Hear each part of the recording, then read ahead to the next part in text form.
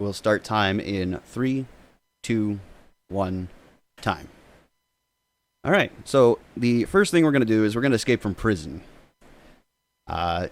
This is shortly after the events of Snake Eater, and Snake is feeling a little less than pleased about the U.S. at the moment.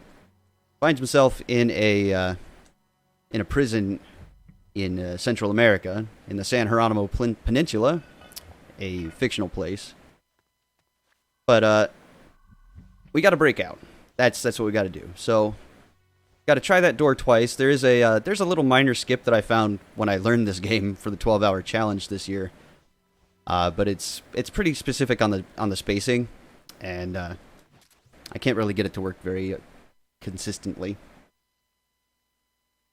And yes, this is being played on emulator. Unfortunately, my capture card is feeling a bit under the weather. It doesn't feel like capturing the games like it's supposed to here. So, apologies. Emulator for this game is allowed, by the way, in case you wanted to learn it for yourself. So now that we've got our equipment, which we got a sneaking suit and a Mark 22 we're actually going to be using for quite a bit, we're going to display our main method of dealing with enemies. Now, this game runs on essentially the MGS3 engine, but on the PSP. And that means these guards are infinitely dumb, for one, and very, very manipulatable. They are still dangerous. If I were to get caught at any point, I have to really worry about my health, because Snake in this game doesn't exactly have a lot of iframes. So if I'm getting shot, I'm probably getting shot several times. So this first mission is a little bit special because it's 2 maps in one. Usually the missions are just one map contained in itself. So now that we're out of prison, we got to go talk to people, and what better place to talk to people than a radio tower here. Pretty simple stuff. Not too hectic at the moment. Soon enough, though, we'll be heading into RNGville. And so basically, this game was actually released before Peace Walker. And this is where a lot of those systems actually started, between the base building, soldier recruitment, that sort of thing. And so it's got really rudimentary systems of each of these various little things. We're going to be ignoring most of it, except for one specific, well, I guess 2 specific units. These being our spy unit and the technical unit. And that's going to be a huge, huge source of RNG pain. This is not on hard, actually. This is on normal, because normal is the highest available difficulty in New Game. We do have actually someone in chat who is routing the either the hard or the extreme category. Marlon Haight, who also did a lot of the routing alongside Mini Omega King and Royal Suit Alice. So they did some fine work. I've been trying to make my own contributions here and there, but it's fairly well routed at the moment as it is. So there, I'm just rolling to keep moving while I do my menuing there. Get over the staircase, climb up, take a couple pot shots at a guy, and pretty simple stuff. So, like I was saying, the routing was done by a couple people, and the route, as it was when I first started, is actually really, really good. This game actually can be completed in under an hour, as you know the estimate might suggest, and that's thanks to them doing a fine job.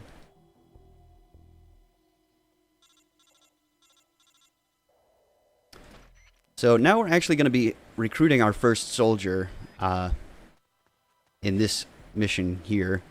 We're going to be doing so by grabbing him from behind the wall. Now, if I was a little quicker on the grab, I could have avoided an alert, but that's fine. But we need that TNT as well, so that's why we choose this mission, because it's the most effective and efficient way to get your first soldier, as well as get that TNTs for later use. And unfortunately, you can't climb down boxes while we're holding a soldier, so we gotta kind of drop him unceremoniously just off the side there. I'm sure he's fine, though. no concussions or anything. So, we aren't going to be actually recruiting too many people. We get that guy and we get one other guy. And you could probably tell why at this point. Recruiting soldiers in the early game is incredibly slow. Oh, forgetting something here. So our first soldier, Jonathan. Each soldier in Portable Ops comes with their own careers and specialties. And Jonathan's will always be a rescuer, which means he drags people faster, like unconscious and dead bodies, which isn't actually important to the run at all.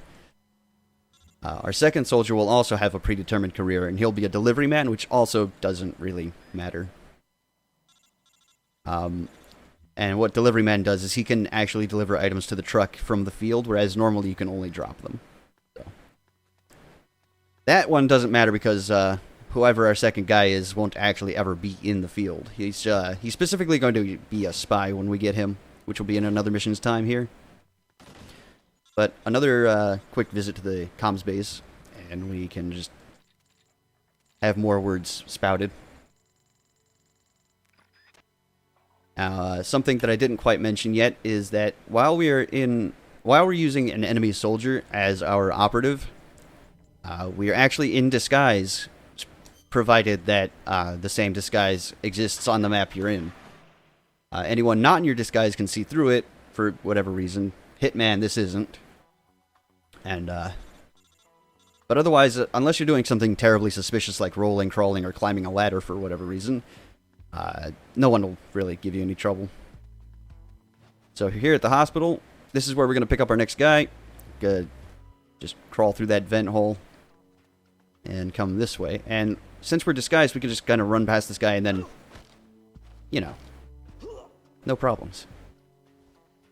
So we're going to recruit this guy a little differently. We're going to actually choke him out, and then we're going to use the member swap mechanic to bring Snake into the fold here.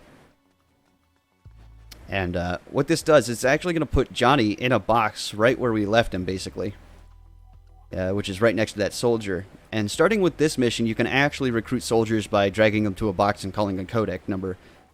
But in this case, you can just kind of drop the body and they'll get the message themselves.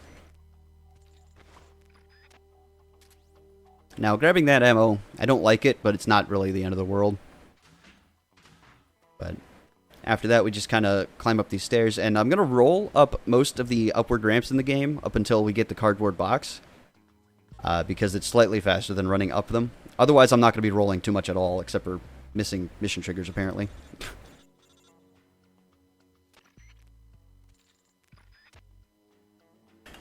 So, unfortunately, this being a portable game, most of the voice lines, well, most of the lines of text aren't actually voiced in the codecs or anything. So if you do plan to play this casually, it's all a lot of reading. But the cutscenes are all penned by an Australian comics artist named Ashley Wood, who also did the cutscenes for Peace Walker. Did a fantastic job, in my opinion. We drag bodies into the box. That's exactly what we do. Get in the box. You'll know what I mean.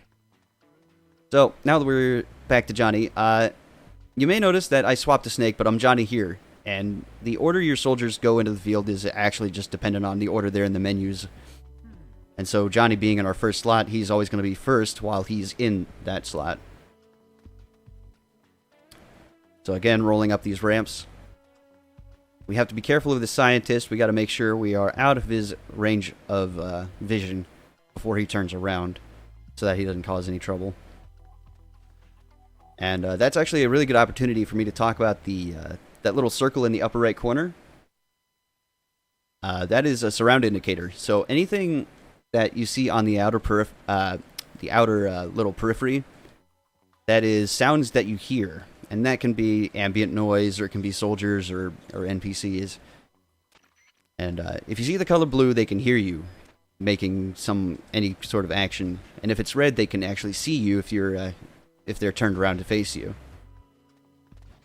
So I'm going to be paying a little bit of attention to that, but not like over much. Can I explain the story a little bit? Sure.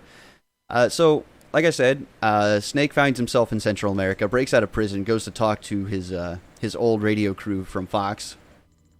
And they basically say that he has been labeled a traitor because the Fox crew is actually masterminding this particular coup here in the San Jeronimo Peninsula.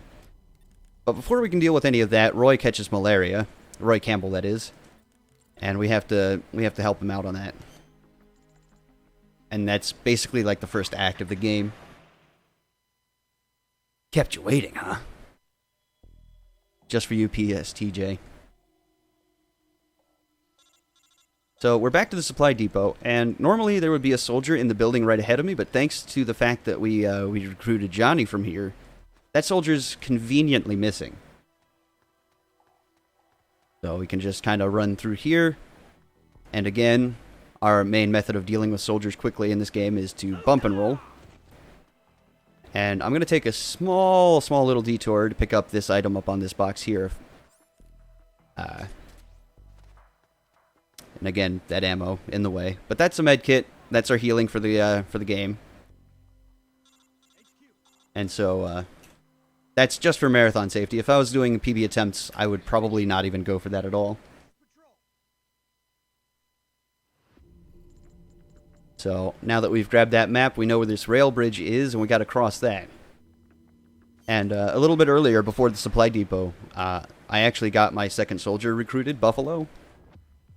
So I can, after I'm done with the rail bridge here, I'll be setting him to another location separate from Johnny, so that we can double up our chances on getting spy reports, which will be necessary directly after.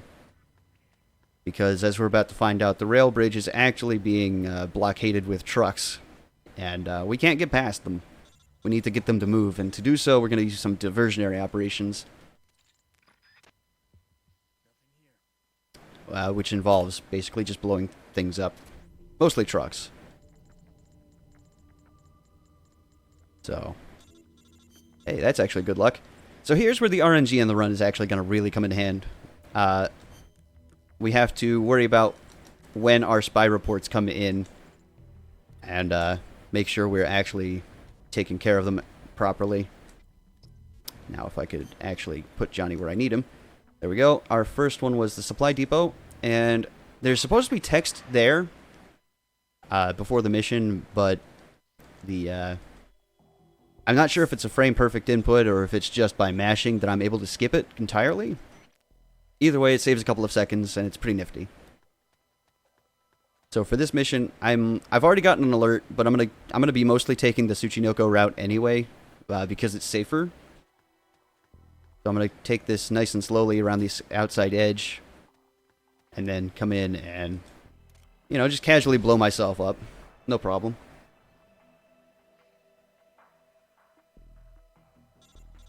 Metal Gear micromanagement ops. Yeah, basically, this game has a pretty solid amount of menuing, actually. You have to manage all of your staff accordingly. Hey! Oh, that's the wrong one. But yeah, we're getting actually really good luck with our spies. So that's the Soviet patrol base. Now I can move Johnny down with Buffalo here to the research lab. That's not good. So if I were to screw up that menu like I just did, I can't actually get the text skip because text has already appeared on the screen for it. What is the Tsuchinoko route? It's basically a perfect zero route. So think Foxhound or Big Boss. In a portable ops new game, normal is the highest difficulty, and you can get Doberman rank, which is actually the highest rank for normal. However, it requires recruiting 100 soldiers while you're in the save file. So that's a long time of waiting and recruiting with boxes. Well, that's not good. So I was supposed to throw that guy, but instead we're going to just blow him up instead. No big deal. If I had thrown him to the ground and moved fast enough, I could actually avoid killing him entirely because of iframes when he gets up. But, you know, sometimes you just blow up. Alright, so didn't get an immediate spy report, so we have to use our await commands. And they've They've let me down here. So, using wait commands advances the in-game time by 12 hours, so from day to night and vice versa. And it allows our spies a chance to have some time to give us reports, like so. And by entering and leaving a mission, we can actually refresh our wait commands, and also it advances time, just like waiting would. So, the last time we were in the research lab, we actually were alerted to the fact that there's a quote-unquote perfect soldier running around, and these are his incubation tanks, where he gets, well, basically brainwashed between each mission to wipe his memories. And we're going to blow one of them up to serve as a suitable little distraction for those trucks. So I'm going to come around the back here and grab some more med kits for later. Immune to explosion, can't squeeze between two trucks. That sounds about right. So that's all of our diversions. There's actually 4 diversions you can take part in, but you only need to do 3 to get through the rail bridge. And we also, in the first visit to the research lab, we also came across a character, Elisa, who kind of told us to go to a harbor, which we are currently in the process of finding. Once we get across the rail bridge, we'll know where it is and we can go. But we're trying to find answers as to a bunch of questions, really. And we were told we're going to find them at the harbor. So that's what we're going to do. And that was a nifty little distraction shot. Oh, he turned early. But yeah, that distraction shot causes the guard to move to the truck. And if we stay far enough to the left, he won't actually hear us passing by, which is pretty good. Pretty good. Like I said, it's a it's basically MGS3, but on the portable system. I'm not actually ready for that yet. There we go. So I need 2 slots open on my inventory for this, which brings up another point. Each character in your squad only has 4 slots for inventory. So if you have all 4 slots full, you can't actually pick anything else up. And since we're only using Snake for the most part, keeping that inventory managed properly is pretty important. Now here I'm going to climb this ladder, avoiding that alert there, and dive off the edge here. And I'm going to wait actually just a couple of seconds while this guy decides he wants to move. And hopefully aim. Aiming on PSP is horrid, and I don't suggest it. I'll wait for that guy to move since I was late enough there anyway. Now I grabbed the M63 from that roof, and we're not actually going to use it for quite some time. It's more of a thing for a boss much later at the end game than it is for anything till that point. We're also going to grab this, which is a very important item. Anyone in the Metal Gear Solid community can tell you just how important the box is. And in this game, it's especially important because, whoops, like I said, we can kind of ignore terrain while we're in the box. So here, cutscenes. We meet our first antagonist of the game. A guy actually named Python. And no, I promise, I didn't name myself after him. I had the Python name before him, damn it.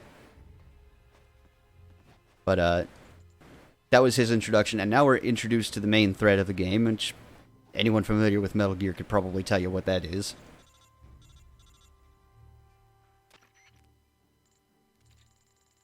But I'm going to sit here for a few seconds just listening to codecs, so if there's any donations or anything, now's the perfect time to do so. Yes, we do have a donation from VGadeom67, video game spelled wrong, for $20 saying, "Good luck to all the runners." Thank you. And if there's still more time, I would like to remind everyone that we're raising money for the Movember Foundation, charity foundation that's trying to help men and prevent them from dying too early. Thank you. Yes, absolutely, thank you. Very good cause. So here, I actually just did some menu management, and my spies are letting me down again. Big shocker. And like I said, using our wait commands and entering and exiting missions to advance time. There we go, there's a report. That's also the wrong menu. So, now we have what we needed from the spies. We can go to do the mission. And, so, a little bit about spy reports is that you really want to see them as early as possible. You want to avoid entering missions because, you know, load times, they are counted in in-game time, which we do time this by. And, you know, just as little menuing as possible. So here, gonna do a little technique that I myself and another community member, Marlon, actually came up with, and I failed it, but that's fine. So what was supposed to happen there is using the box to confuse the soldiers and sneak in. Unfortunately, that didn't happen, but you know.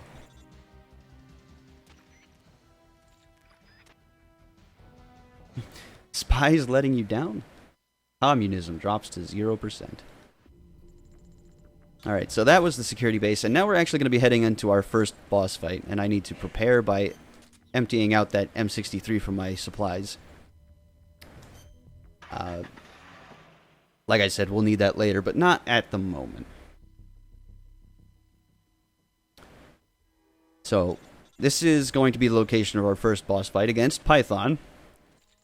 But first we have to complete another objective. We've got to try and blow up a power generator.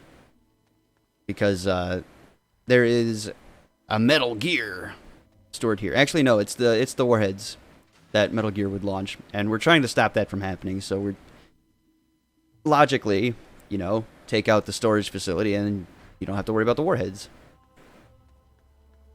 So, these are laser gates. But they're fairly lenient when you roll through them like that. As long as you're in the middle of the animation of getting into the ground in a prone position. Nice. Wow. What a kick. So I went a little too far there on my roll. No big deal. I do have to be careful. I don't want to take too many shots. Like I said, this is a boss stage, and as I've also mentioned, Snake has no invincibility frames.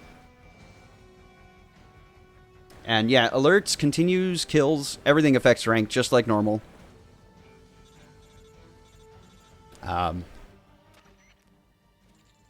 We really want to avoid all of it if we can, but sometimes not possible due to errors. But thankfully I avoided getting shot at all. I'm actually entering the boss fight with the health I would have already entered it had the screw up not occurred. So hey, that's cool. So equipping our TNT, walking into the mission square. Unfortunately, we can't set it down yet. We got to take a call. Just holding a powerful piece of explosive ordnance in our hands and got to take a call. Thanks, Roy Campbell. But now we're into the boss fight, and this guy, Python, is a jerk. He is a huge jerk. All the bosses in this game, except for one, are huge jerks. So what we're going to try and do is we're going to try and manipulate him. And, use our no-scope prowess. And I'm taking unnecessary shots just so I can avoid taking some extra damage. Oh. I took that shot to try and make him roll, but turns out he was going to try and melee me anyway.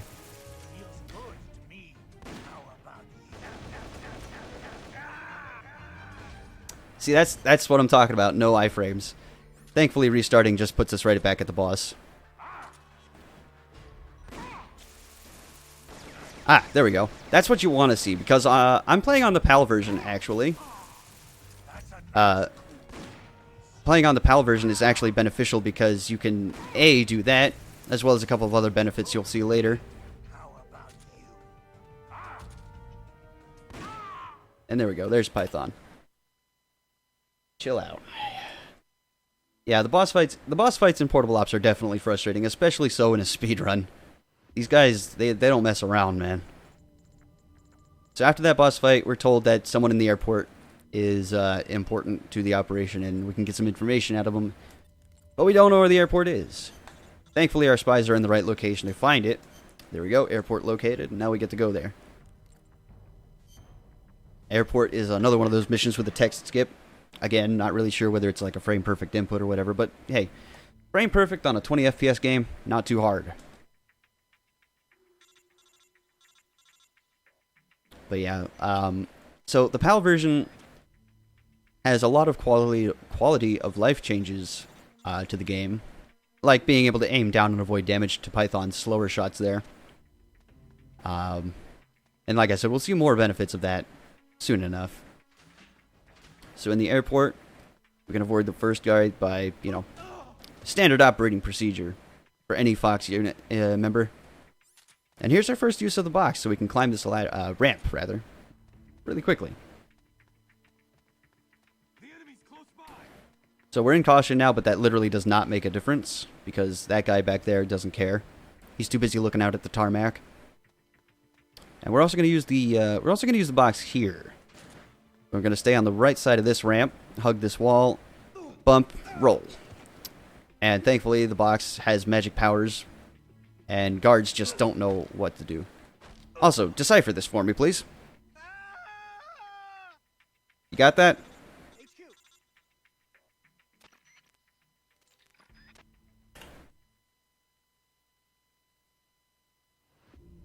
So after that mission, we have another boss fight. And we have to manage menus again. And I'm actually going to wait here, because waiting replenishes my health. And waiting 3 times without anyone in a medical unit will actually give us back about a third of our health per. And I really want that health. I really, really want that health. Because this boss, if you think Python's a jerk, this boss is even worse sometimes. So here, I'm actually not going to box or roll up this ramp because it's going to set up a cycle for me. So I'm just going to take it nice and easy. Trudge up it. Then dive in and roll through that guy, because otherwise he'll see you and cause issues. Then we're going to take a dive off of this platform here. Stick to the right side of this guy. Bump roll him. Nice, nice. Then turn around and grab the ladder. And we're going to grab an item up here, which is going to be intensely useful for this boss fight. It's an RPG. We need that. Then stay under the bridge to not get caught. And there we go.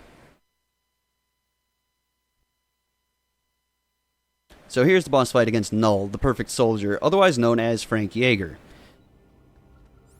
He's quite perfect, you see. He has no weaknesses. No weaknesses. Whereas I have a crippling weakness to explosions. So yes, the blast radius on the RPG in this game is incredible. And I do mean incredible. Like, I can hit myself from miles away with this thing. And I can also push Null in very, very unfavorable places. Let's try that again, shall we?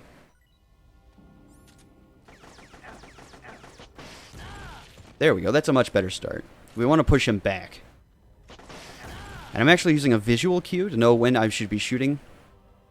It's when... Well, that's not good. But it's when Null raises his left leg, or the right leg on the screen. That way I can avoid his iframes and get him damaged as soon as possible. But yeah, this is Frank Jaeger, everybody. Cyborg Ninja, the perfect soldier. The guy who Snake rescues several times in Outer Heaven.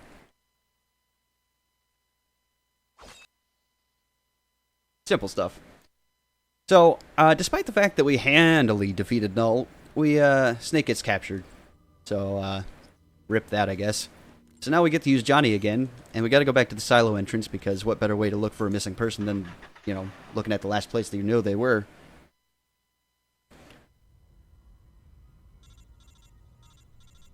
So, once again, going back to the silo entrance, we're gonna do a lot of the same stuff, except not really, at all.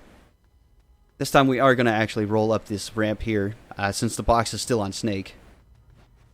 And another piece of equipment that I left on Snake was the Mark 22, so I've got to do a bump, 180, missed the grab. There we go. Got it the second time at least.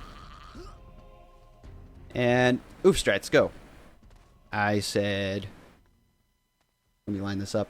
Oof strats, go. That's about what I expected, having a second shot at it. So, I've mentioned I'm playing on the PAL version, and another one of those quality of life options that they added was the fact that you can actually grab onto pipes and other such objects while falling without any input. Unfortunately, that one's a bit tight, and I missed it. So let's try this again. 180, grab them. There we go. That's what that's supposed to look like. And I called it oof strats because, well, you heard it. When Johnny lands and dies, he just kind of oof. Anyway, we're coming down here because this is where our objective is. We've got to interrogate this guy right here. We've got to grab him from behind, and there we go.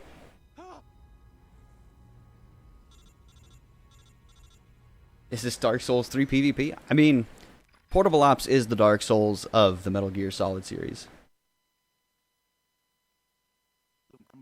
So, now we're going back to the rail bridge. Normally we'd have to actually get a spy report to do this, but Mini Omega King actually found on accident entirely that you can just do this without the spy report.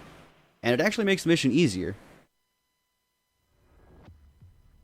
And the reason that is because if you get the spy report, there's actually a guard who can see through Johnny's disguise out here. And dealing with him can be a pain. So instead, we just kind of come here without the spy report, and, hey, look. He's right in there. No problem. Easy enough to deal with. Nice. Got the bump.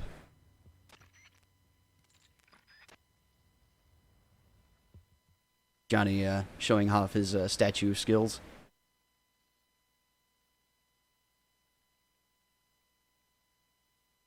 So another cutscene, Snake still getting tortured.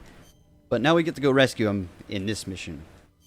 And the guest house is a little bit of a tricky mission casually because it's a little bit of a maze the first time around. However, thankfully in the speedrun it's not quite so.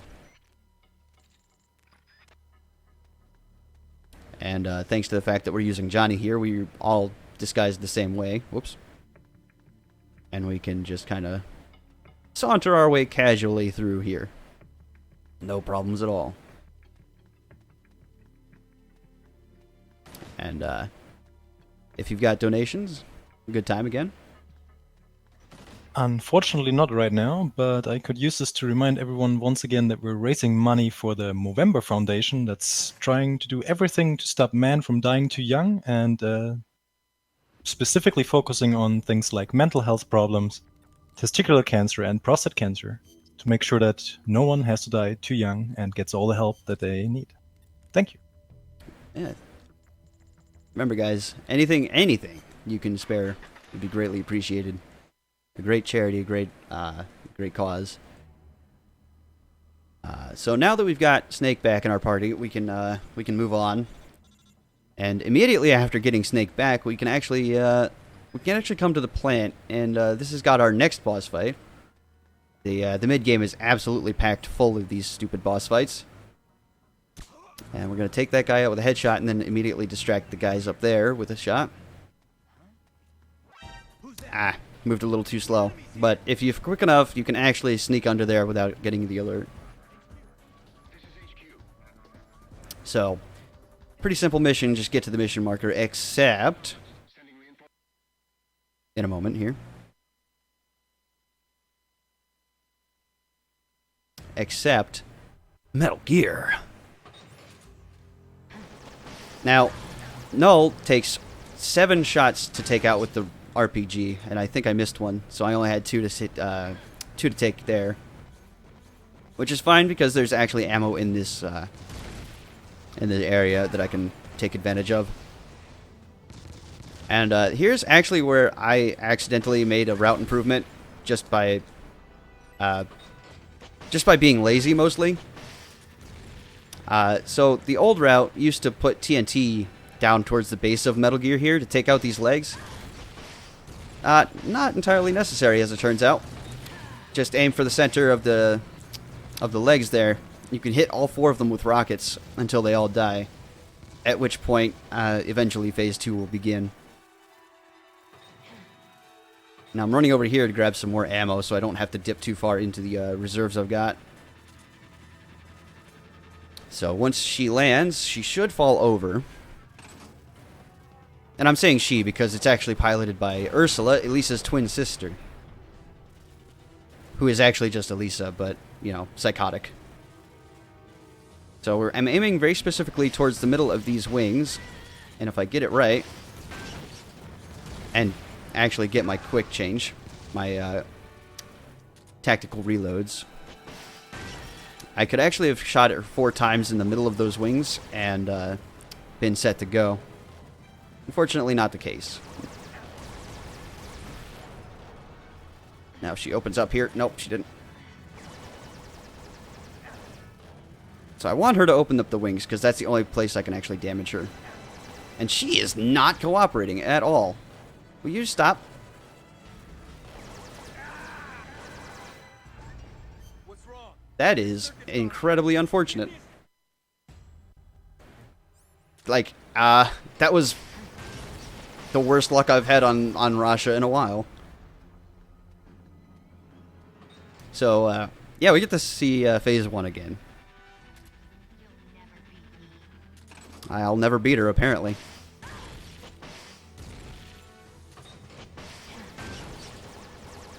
Ah. Come on. Just gotta hit the quick swaps.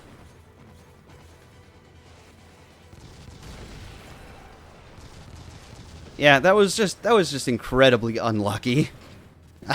There's nothing I could have done about that.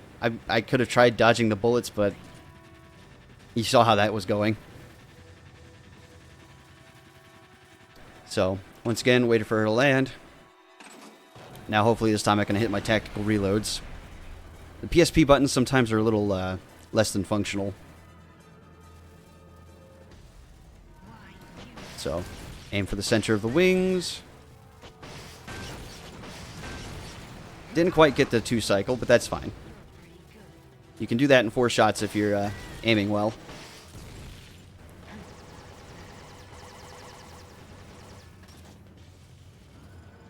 Hey. That's what you actually want to see right there. And whoa, hey! The slowest moving missile in mankind history. There we go. So, rip Elisa, rip Ursula, and also, rip Johnny. Please. F for your respects in the chat, please. It's a trying time. And now, I've actually got to switch out my, my spies for the first time in a while here. And I got to put them in the silo entrance. And we're going to use Python, who I failed to mention. We actually recruited because we took him out non-lethally. So we got that spy report, technical document obtained, which leads us to a power substation, which we need to find. So we put our spies in a new place. And since I don't have any weights left, I can just enter and exit the mission here.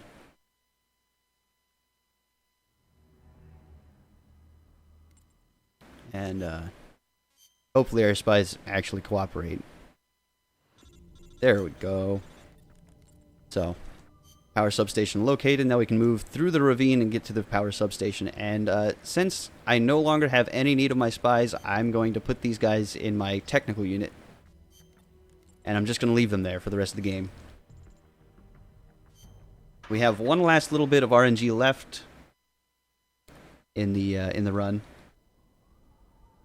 And that is, well, I guess 2 bosses and also the reason we actually put the soldiers in the tech unit there. So we're gonna jump off here, and hopefully this goes well. But if I angle myself just right, yes. Thank you, PAL version. So yeah, like I said, I can do that without any extra inputs from me. I just, you know, easy. Just grabbed onto the ledge, get up, and that circumvents a whole thing.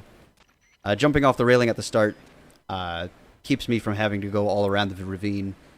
And making that jump just saves like a second or so, because otherwise I'd have to hang off the ledge and, you know, sidle on over.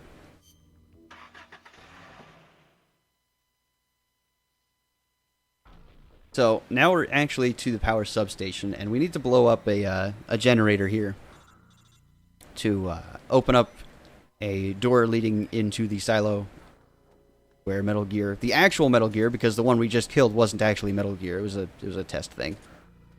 But you know, details. And our favorite technique, bump and roll, and moving on.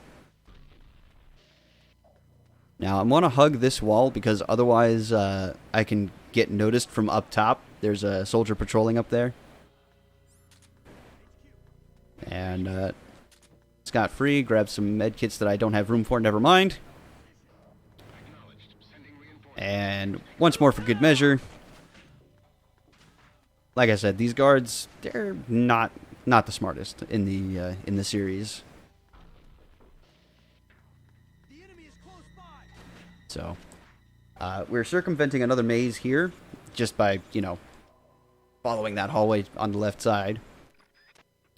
And, yeah, pretty easy.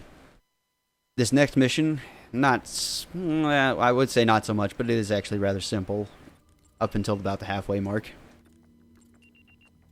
All right, no good luck. So we have the soldiers in our technical unit so that they can actually make a time bomb. Because as it turns out, that door we want to open is on a 5-minute time generator, backup generator. And hey, work has begun, which means actually work is finished on that detonation timer. So remove that. Actually put that on. There we go. And head back on into this power substation here. So yeah, in order to circumvent that 5-minute timer, we have to actually activate a time bomb and blow it up when we're actually closer to our objective. Otherwise, we'll miss our timing and yada yada yada. Again, boxing up ramps makes us quicker. Except this time, I'm actually going to take this path over here. Drop down a little far away from the ladder just so that guy doesn't spot me and start shooting me up the bum. That's... I mean, I'm pretty sure I don't have to tell you that's no fun. Now here, I'm going to get noticed by that lady down there and just kind of wait for a second while she saunters over. Then make my jump and, you know exactly what we do. And this is actually going to lead more or less directly down to where we want to be, back in that same room. Right there. Set the time bomb down, we're good to go.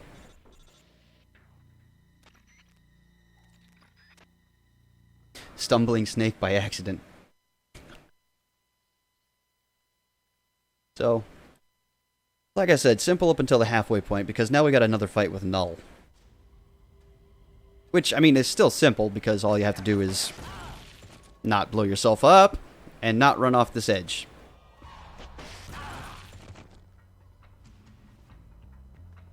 I'm actually going to evade him around the corner here, because I can get myself in a better position this way.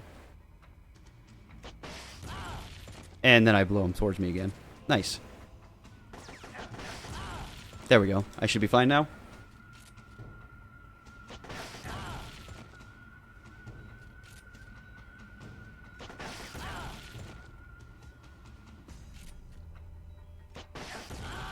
Fantastic. So if you're not quick on your aim, you can definitely just keep blowing him towards you, which is real bad, like real bad.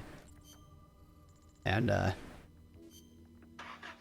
basically you want to stand still as much as possible, and that way you can just take shots after shots after shots.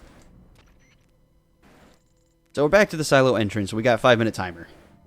We're not going to need all 5 of those minutes, I hope. I'm on low health, but that should be fine.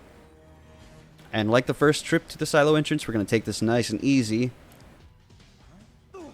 Bump and roll with that guy. Except this time, it's a little trickier. We got to make a roll onto this box, which is a lot harder than it just looked. Now, I'm actually going to circumvent this guy by running all the way around that crate. just so I can keep my health safe. He's got a rocket launcher, and he's not afraid to use it.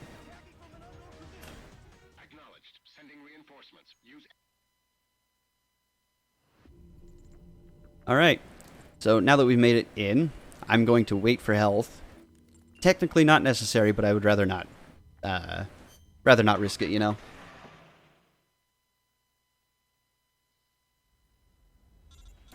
And the silo complex is legitimately one of the hardest actual missions in the game. Very cycle dependent, very technical. You gotta use all of the skills we've used thus far into the run to actually do this. So, boxing up ramps, check. Take this route around the corner so we can waste a little time to get this guy in a better cycle. And stalking, check. Grab this guy while he moves. And another benefit of the PAL version is that I can drag this guy to this door and have it open for me. Otherwise, I would have to go into a separate room and do a whole platforming challenge, and I'm not about that life. I don't know about you guys. So, box past that guy, check. Now we actually have to take a call, or rather initiate a call, because this door up ahead is locked by a codec frequency. And let's see if I can... a little early. So that's it's actually 14575, but you see how those last 3 digits are capitalized a bit. That'll come in handy for a puzzle later if you get stuck. However, we have a different method entirely for dealing with that. So box, bump, 180 grab,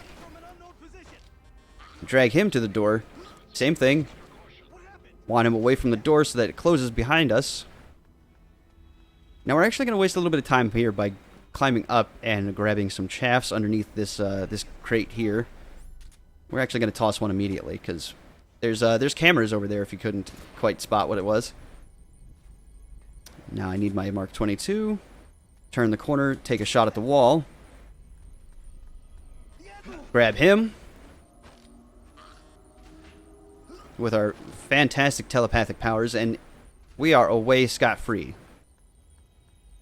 More boxing. And now, hopefully, this chaff lasts a little bit longer so I can get in here, grab this key, drop them box on the chaff. And I think I grabbed one of them up again. And I gotta be careful here. I want to drop down specifically onto this railing. And I'm actually going to take a detour here for safety. Yeah, I grabbed my box again. That's fine. But yeah, these medkits are all over the place. And I'm going to want them, probably. And then the mission square is right there. Like I said, the most technical mission, in the game. And, that's what it should look like. So, remember how I grabbed that M63 well long ago back in the harbor? We're finally going to get to see it used. And I've also been taking the Tsuchinoko route for most of this game. But that's about to change with this boss fight. Does this work in real life? Probably not. I mean, I wouldn't try it, personally. I mean, do so, but at your own risk, you know? So, we have a small little boss rush, a couple of bosses here in a row. The first one is Cunningham, which has been around taunting us the entire game, but now he's riding a Dalek and wants to kill us. You guys ready to get down to business? So, here's the strat. I'm going to sit here. I'm not going to move. Tactically reload. And like I said, I am not moving. Snake is a rock. Anchored to this elevator. Now, I don't want to reload normally because that would be real slow. Angled snake to match where Cunningham is, and just keep firing. There you go. And that's literally the simplest boss in the game. The only one that's not a complete jerk. So let me check my health here. Yeah, I might as well wait. Like I said, waiting restores a little bit of health. And I'm also going to get rid of those and put my Mosin Nagant back on. And get ready for a final confrontation. We have a couple seconds for a few donations. Yeah, sure, go for it. All right, we have a $10 donation from Plywood saying Metal Gear speedrunners represent, smiley face. And another $10 donation from Anonymous saying, I'm Russian and I want to hear more games in Russian.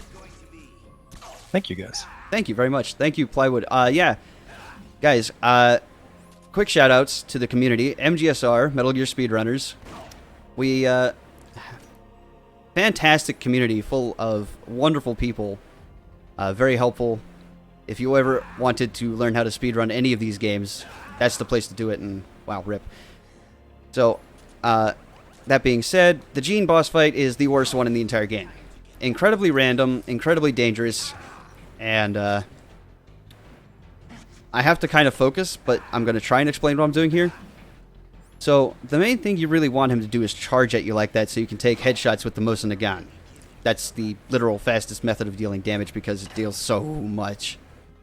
Otherwise, you're just kind of circle strafing around him and taking pot shots when you can. He's only vulnerable when he's about to attack you, or when he's after he's charged like that. So, being very, very cautious with this boss fight because, like I said, he is incredibly dangerous. And this is something you really kind of don't want to see because, like I said, lack of iframes. And if you're quick enough, you can actually get a headshot there, but not to be on that one. And this boss specifically is why I picked up all of those medkits throughout the run. Now, he is literally talking into our brain and trying to sap our stamina. Which, if we run out of stamina, we die. So we don't want to let that happen. And he should be a couple shots here. One more to go. Unfortunately, I have to wait for that rechambering animation before I can actually equip another weapon or do anything, really. And time is coming up, by the way. Just as soon as this last hit happens, whenever it happens. Time. So that was Portable Ops. The run was a little sloppy, and I apologize for that, but RNG is one hell of a drug. So yeah, big shoutouts to MGSR again. Big shoutouts to ESA for allowing me to show this off for you guys, and also big shoutouts to the Movember Foundation for doing what they do. Again, anything you guys can donate would be greatly helpful. And I believe that's just about it for me.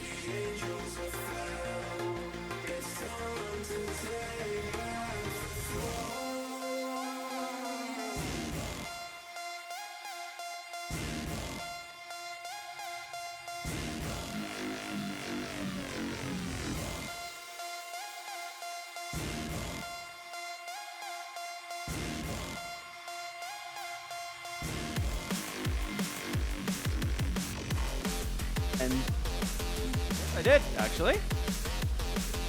Hello? Ah, there we go. I'm sorry. I completely underestimated or overestimated the sensitivity of the microphone, but hello again. I'm Paulister, and welcome back to ESA Movember. You just watched the amazing Metal Gear Solid Portable Ops run by Pythonicus. Great time of 52 minutes. Very nicely done, underestimate. Coming up next, we have James Bond 007 Nightfire, Any Percent by Call Me Liam, and we actually have a donation incentive for that.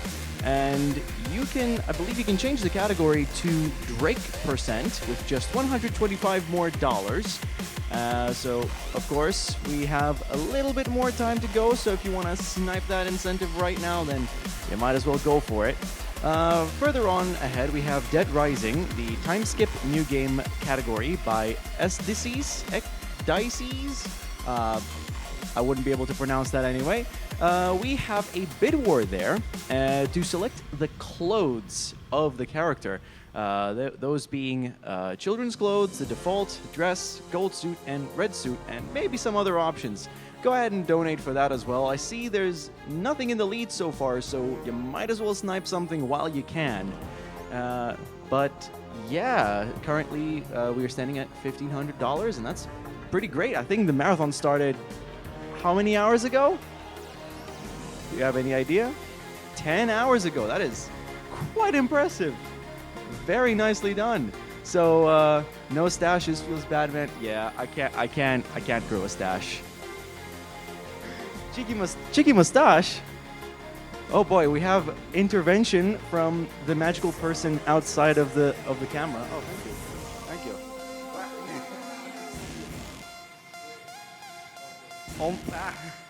No, it doesn't stay on. Yeah. Even I am allergic to mustaches. I have to peel it. Oh boy. I'll do it in the next run. But for now, I think we're just gonna pass it back to the intermission, and hopefully I'll see you again in about 45 minutes with a proper mustache this time. So yeah. It's been Paulister, and I'll see you soon. Bye-bye.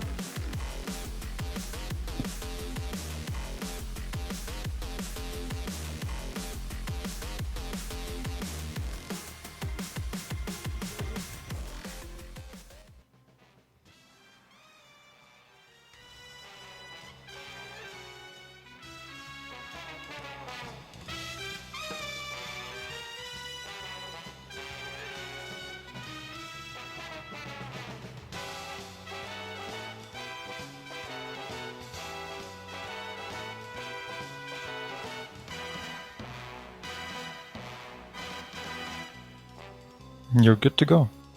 Good to go? Okay, cool. Radio. Okay. So the timing for this run's gonna start literally as I say go. So I'm gonna hit A to start this mission, and it'll just be ready on the timer. Alright.